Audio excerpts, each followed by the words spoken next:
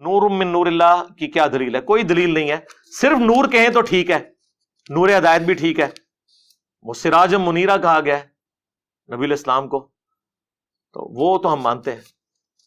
اسلام کی جو پہلی تفسیر لکھی گئی اہل سنت کے ہاں، تفسیر تبری ابن جریر، جس سے ابن کثیر نے سارا کچھ کیا، انہوں نے جو آیت ہے قد جاءکم من اللہ نور و کتاب مبین، سورہ المائدہ کی جو آیت ہے، اس کے کانٹیکسٹ میں لکھا ہے کہ یہاں نور سے مراد نبی الاسلام کی ذات ہے. ٹھیک ہے، بالکل ہے، ہم تو بخاری مسلم کو بھی نور مانتے ہیں، صحابہ کے اقوال کو بھی نور مانتے ہیں، لیکن ایز اے اسپیشی نبی الاسلام انسان تھے. مسند احمد میں ہے، دلائل النبوہ کے اندر بھی ہے، اور مشکات میں موجود ہے، بالکل صحیح حدیث ہے. نبی الاسلام نے فرمایا میں اللہ کے ہاں اس وقت بھی خاتم النبیین لکھا ہوا تھا جب آدم علیہ السلام ابھی مٹی اور پانی کے درمیان تھے. میں دعائے ابراہیم ہوں، میں عیسیٰ کی بشارت ہوں، میں اپنی والدہ کا وہ خواب ہوں جو انہوں نے پیدائش کے وقت دیکھا کہ ان کے لیے ایک روشنی ظاہر ہوئی جس کی وجہ سے شام کے محلات بھی ان پر روشن ہو گئے. نبی الاسلام کی والدہ محترمہ کو اللہ تعالیٰ نے یہ بشارت دی تھی کہ آپ سے وہ بچہ پیدا ہوگا کہ جس کا دین، جس کی حکومت بالآخر اس وقت کی سب سے بڑی سپر پاور رومن امپائر کو بھی سپر سیڈ کر جائے گی. ہم جو نبی الاسلام کے بارے میں یہ کہتے ہیں نا کہ وہ انسان تھے، تو وہ صرف اسپیشی کے طور پر کہتے ہیں، ہماری طرح کے انسان نہیں تھے. یہ ذہن میں رکھیے گا. بخاری مسلم میں حدیث ہے نبی الاسلام وصال کے روزے رکھتے تھے، ایک روزہ افطار کیے بغیر اگلا روزہ، یعنی کنٹینیوس 3 4 دن کے روزے. کچھ صحابہ نے رکھے، وہ بے ہوش ہو گئے، تو نبی الاسلام فرمایا ایکم مثلی، تم میں سے کون ہے جو میری مثل ہو؟ کسی نے نہیں پڑھا قل انما انا بشر مثلکم، نہیں پڑھا. ان کو پتا تھا کہ حضور کیا بات کر رہے ہیں. آپ نے فرمایا میں رات کے وقت اپنے رب کے حضور ہوتا ہوں، وہ مجھے کھلاتا بھی ہے پلاتا بھی ہے، میری مثل تو کوئی ہو نہیں سکتا. بخاری مسلم میں حدیث ہے نبی صلی اللہ علیہ وآلہ وسلم اپنی ان 2 آنکھوں کے ساتھ پیٹھ کے پیچھے بھی دیکھ لیتے تھے. ہمیں تو 180 ڈگری سے زیادہ نظر نہیں آتا، وہ 360 ڈگری دیکھتے تھے. آپ کو پیچھے صحابہ کرام نظر آتے تھے نماز کی حالت میں، یہ آپ کا معجزہ تھا. ہماری آنکھیں تو نہیں دیکھ سکتی. بخاری مسلم میں حدیث ہے نبی الاسلام نے نماز کسوف پڑھائی، جو سورج گرہن کی نماز ہے، اس میں چند قدم آگے بڑھے، ہاتھ بلند کیا، پھر واپس کیا. صحابہ نے کہا آج آپ کو ایسا عمل کرتے ہوئے دیکھا جو پہلے نہیں دیکھا. تو آپ نے فرمایا مجھے اللہ تعالیٰ نے جنت دکھا دی، اور اس میں نے انگوروں کا ایک گوشہ دیکھا، میں نے ارادہ کیا تمہارے لیے توڑ لوں. اب جنت 7 آسمانوں کے اوپر، ہاتھ بھی وہاں تک پہنچ رہا ہے، تبھی تو توڑنے کا ارادہ کیا، اور دیکھ بھی لیا، اور پھر فرمایا کہ نہیں، پھر میں نے اسے ترک کر دیا، اور اگر میں توڑ لیتا تو تم ہمیشہ کھاتے رہتے، کیونکہ جنت کی نعمتوں کو فنا نہیں ہے. ایک آپ نے دانا توڑنا تھا، دوبارہ لگ جانا تھا، وہ جنت کو تو فنا نہیں ہے. لیکن وہ پردہ جو بخاری مسلم میں حدیث ہے کہ جنت کی نعمتیں وہ ہیں جو نہ کسی آنکھ نے دیکھی، نہ کسی کان نے سنی، نہ کسی کے دل پر ان کا کبھی گمان بھی گزرا. تو وہ پردے میں رہی بات. اب نبی الاسلام کی نگاہ مبارک، پھر بخاری مسلم میں حدیث ہے نبی الاسلام کے پسینے سے خوشبو آتی تھی، حتیٰ کہ آپ کا پسینہ لوگ عطر کے طور پر استعمال کرتے تھے، اپنی خوشبو میں ملاتے تھے، اور نبی الاسلام اسے انڈورس کیا کرتے تھے کہ ہاں تم یوز کرو. صحیح بخاری اور مسلم میں حدیث موجود ہے نبی الاسلام کا جو وضو کا بچا ہوا پانی، جب صحابہ کرام آپ ایک بڑے تھال میں وضو کرتے تھے نا، تو وہ تھال ضائع نہیں کیا جاتا تھا. وہ حضرت بلال جب باہر لے کے آتے تھے تو صحابہ کرام اس میں سے اپنے جسم کے اوپر تبرکن ملتے تھے. ایک تو بخاری میں صلح حدیبیہ والی حدیث ہے نا، بڑی لمبی، اس میں تو حضور وضو کر رہے ہیں، وہاں تو ڈائریکٹ وہ اپنے چہرے پر اور برکات حاصل کر رہے ہیں. مسلم شریف میں حدیث ہے نبی الاسلام سخت سردیوں میں بھی فجر کی نماز کے بعد جب باہر نکلتے تو مدینے کے لوگ اپنے بچوں اور غلاموں کو بھیجتے تھے برتن اٹھا کے، اور حضور علیہ السلام ہر برتن میں اپنا ہاتھ ڈالتے جاتے تھے برکت کے لیے. اور اخلاق دیکھیں، سردیوں میں کس کا دل کرتا ہے یارا ٹھنڈے پانی میں ہاتھ ڈال، لیکن اب جتنے لوگ آتے تھے حضور کسی کو محروم نہیں لوٹاتے تھے، اور برکت ہوتی تھی اس کی. ظاہر ہے آپ کی مبارک تبرکات کی برکت ہے. آپ علیہ السلام کے ڈائریکٹ تبرکات کی بھی، انڈائریکٹ بھی. ڈائریکٹ تبرکات میں صحیح بخاری میں ایک تابعی کہتے ہیں کہ رسول اللہ کا ایک بال میرے پاس ہونا دنیا اور جو کچھ اس کے اندر ہے اس سے بڑھ کر مجھے محبوب ہے.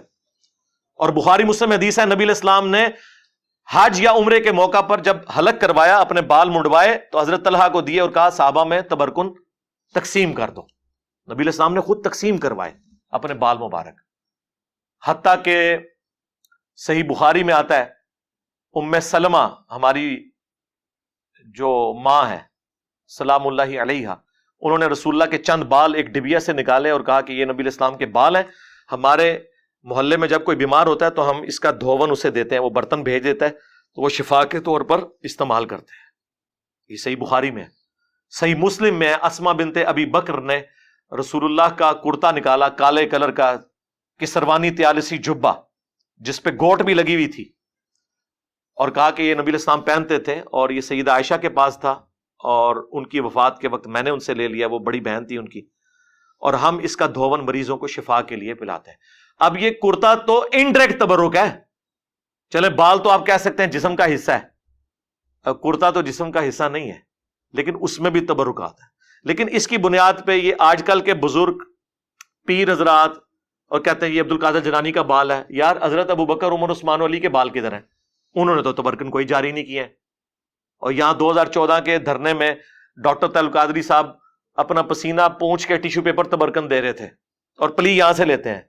الیاس قادری صاحب کتنا عرصہ اپنے منہ سے نکلی ہوئی ہڈیاں اور یہ باقی چیزیں لوگوں کو تبرکن تقسیم کرتے ہیں اور پلی یہاں سے لیتے ہیں. پھر جب ہم یہ کہتے ہیں کہ تم لوگوں نے یعنی عزتیں رسول اللہ کے نام پر اویل کی ہیں، لیکن پھر ڈاکہ مارا ہے ان کی عزت کے اوپر کہ تم نے وہ سارے پروٹوکول اویل کیے ہیں. کیا خلفائے راشدین بھی یہی کچھ کرتے تھے نبی علیہ السلام کی احادیث کی بنیاد کے اوپر؟ انس بن مالک کہتے ہیں میں نے آج تک، بخاری مسلم کے الفاظ ہیں، کوئی ریشم اور دباچ ایسی نہیں چھوئی کہ جو رسول اللہ کے ہاتھ سے زیادہ نرم ہو. اور آپ علیہ السلام کے ہاتھ کی خوشبو ایسی تھی گویا کوئی عطردان جو ہے وہ اپنی وہ صندوقچی کھولے تو اس میں سے وہ ساری ہوا اور فضا بنتی ہے. نبی علیہ السلام کے مبارک ہاتھوں سے ایسی خوشبو آتی تھی. مطلب یہ نہیں کہ آپ کی زندگی کو پیروں والی تھی تو اس لیے ہاتھ نرم تھے اتنے، نہیں، آپ نے تو بڑی ٹف لائف گزاری ہے. صحیح بخاری میں آتا ہے نبی علیہ السلام نے بھیڑ بکریاں بچپن میں چرائی ہیں.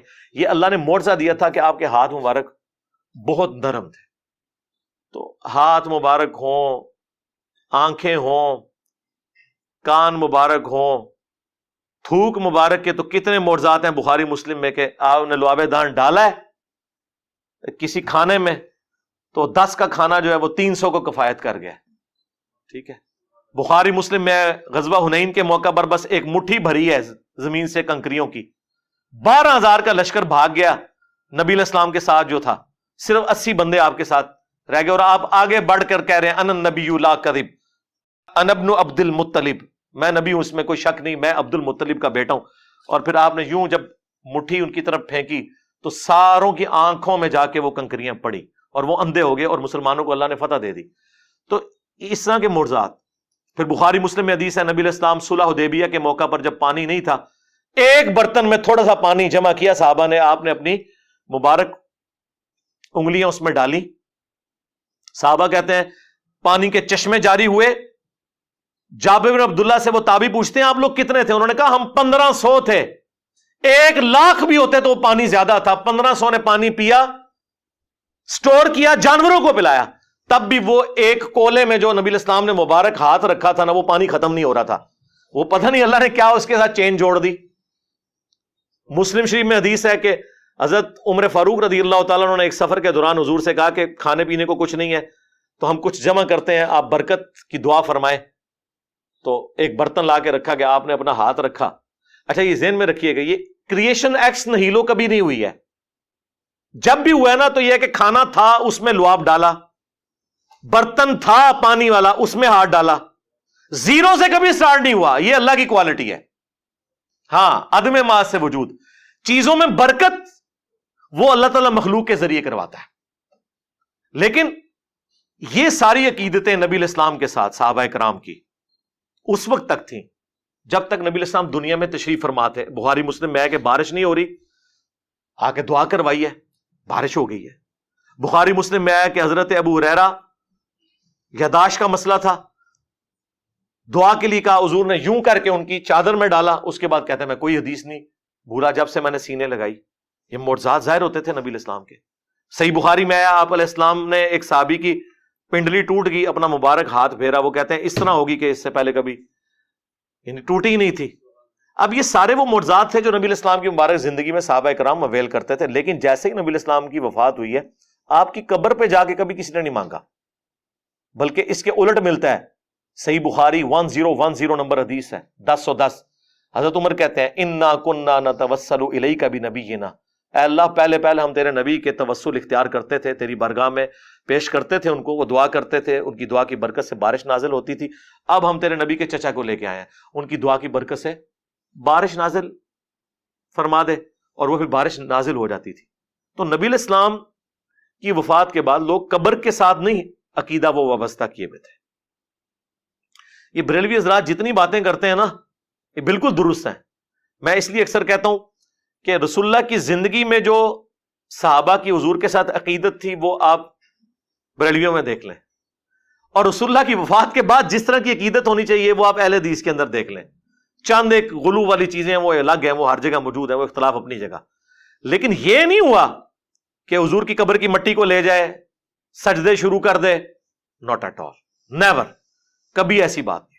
حضور کی میت کے اوپر خطبہ دے رہے ہیں حضرت ابوبکر صدیق رضی اللہ تعالیٰ عنہ, بخاری میں کم از کم 4 جگہ ہے, اور کیا بول رہے ہیں, من کان یعبد محمدا فإن محمدا قد مات, آگاہ ہو جاؤ جو محمد کی عبادت کرتا تھا وہ جان لے کہ محمد مر چکے ہیں, یہ وفات پا گیا. پاکستان میں تو احتیاط سے ترجمہ کرنا پڑتا ہے. تو وَمَن يَعْبُدُ اللَّهَ, اور جو کوئی اللہ کی عبادت کرتا تھا وہ جان لے فَإِنَّ اللَّهَ حَيٌّ لَا يَمُوتُ, اللہ زندہ ہے, اسے کبھی موت نہیں آئے گی. رسول اللہ کی میت کے اوپر نعتیں, درود شریف, آیت کریمہ کے ختم نہیں, توحید بیان ہو رہی ہے, اور یہ نبی علیہ السلام کی خوبی ہے.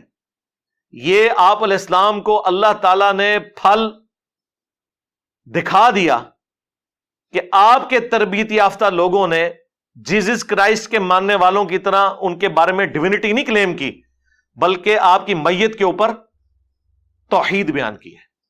اور کیوں نہ ہوتا, صحیح بخاری میں حدیث ہے, دیکھنا میری شان کو اس طرح بلند نہ کرنا جس طرح نصارہ نے اپنے پیغمبر کو بڑھا دیا تھا, میں اللہ کا بندہ اور اس کا رسول ہوں, مجھے اللہ کا بندہ اور اس کا رسول کہنا. بخاری مسلم دونوں میں حدیث ہے. اما عائشہ کہتی ہیں نبی علیہ السلام کی وفات کے دن چل رہے تھے, آپ تکلیف کی وجہ سے بار بار اپنی چادر اپنے چہرے سے ہٹاتے, اور آپ صلی اللہ علیہ وآلہ وسلم فرماتے ساتھ لعن اللہ الیہود والنصارى اتخذوا قبور انبیائہم مساجدا, اللہ کی لعنت ہو یہود و نصارہ پر کہ انہوں نے نبیوں کی قبروں کو سجدہ گاہ بنا لیا تھا. اور اما عائشہ کے الفاظ ہیں بخاری مسلم میں کہ یہ حضور ہمیں ڈرا رہے تھے, اگر ہمیں یہ خطرہ نہ ہوتا کہ لوگ رسول اللہ کی قبر پہ سجدے شروع کر دیں گے تو میں نبی الاسلام کی قبر کو اوپنلی زیارت کے لیے چھوڑ دیتی. یعنی وہ حجرے والا معاملہ ختم ہو جاتا, صرف یہ ڈر تھا کہ یہ کام نہ لوگ ڈالیں.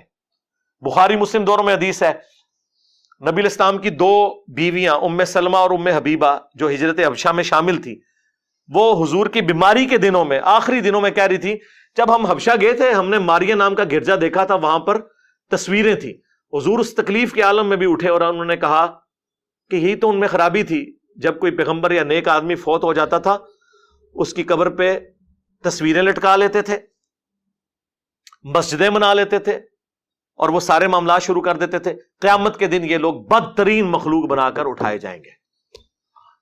باقی قبر رسول اس پلانٹ ارتھ پہ اللہ تعالیٰ کی تجلیات کا مرکز ہے, شاہر اللہ میں سے ہے, اس کی حاضری نفلی عبادات میں افضل ترین عمل ہے.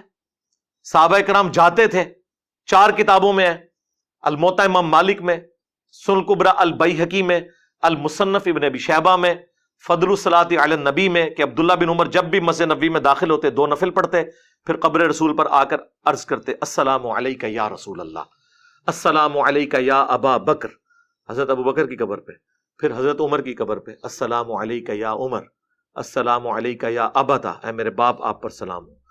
وہ فضائل اپنی جگہ ہیں, اس سے تو کوئی انکار کر ہی نہیں سکتا. کوئی بدبخت ہی ہوگا جو ان چیزوں کا انکار کرے, لیکن غلوف سے بچنا ہے. لا تغلو فی دینکم ولا تقولوا علی اللہ الا الحق, دین میں غلوف نہیں کرنا, اور اللہ پہ بھی وہی بات کرنی ہے جو حق پر مبنی ہو. دیکھیں ابو داؤد میں حدیث ہے, سنن ابن ماجہ میں ہے, ایک صحابی نے حضور کو سجدہ کیا, آپ نے فرمایا سر اٹھا کیا کر رہے ہیں؟ ان کا یا رسول اللہ ہیرا نامی جگہ پر گیا تھا، وہاں لوگ اپنے سردار کو سجدہ کرتے ہیں، آپ تو اللہ کے نبی ہیں، آپ نے فرمایا جب میں فوت ہو جاؤں گا اور تم میری قبر سے گزرو گے کیا میری قبر پہ بھی سجدہ کرو گے؟ کہا نہیں یا رسول اللہ۔ تو فرمایا پھر مجھے کیوں سجدہ کر رہے ہو؟ اگر میں سجدہ جائز سمجھتا تو بیویوں سے کہتا کہ اپنے خامدوں کو سجدہ کریں اس حق کے سبب جو اللہ نے ان کو دیا ہے۔ اب انہوں نے نہیں آگے سے کہا یا رسول اللہ میں تو عشق میں کر رہا ہوں، عشق دے چلے نمبر لے گئے، اور اس سے بڑھ کر حضرت آدم کو بھی تو فرشتوں نے کیا تھا، ہم آپ کو کیوں نہ کریں؟ لاجکس تو بناتے ہیں نا اس طریقے سے، کرولریز بناتے ہیں، خصوصاً آپ بریلویوں کو دیکھیں گے، اہل تشیع کو دیکھیں گے، وہ کیسی کرولریز بناتے ہیں، جی ادھر یہ ہو گیا تھا ادھر کیوں نہیں ہو گیا؟ اس طرح آپ کریں گے تو کل کو آپ نبی الاسلام کے والد کا بھی انکار کر دیں گے کہ چونکہ حضرت عیسیٰ بغیر باپ کے پیدا ہوئے تھے اور یہ حضرت عیسیٰ کی بہت بڑی فضیلت اور معجزہ قرآن میں رپورٹ ہوا ہے، ہم بھی اپنے نبی کے والد کے ہونے کا انکار کر دیں گے؟ نہیں یار، خدا کے لیے رسول اللہ کی فضیلت سب سے بڑی یہی ہے کہ آپ خاتم النبیین ہیں، ہاں اس کے بعد کسی اور فضیلت کی ضرورت ہی نہیں ہے۔ یہ اتنی بڑی فضیلت ہے کہ اس فضیلت کی برکت سے امت کو یہ کام ٹرانسفر ہو گیا۔ کنتم خیر امت اخرجت للناس تأمرون بالمعروف وتنہون عن المنکر وتؤمنون باللہ۔ تو بات کہاں سے کہاں چلی گئی؟ نبی الاسلام کے حوالے سے چونکہ ڈسکشن تھی اس لیے میں نے اب ربیع الاول کا تقاضا ہے میں اس پہ بولا۔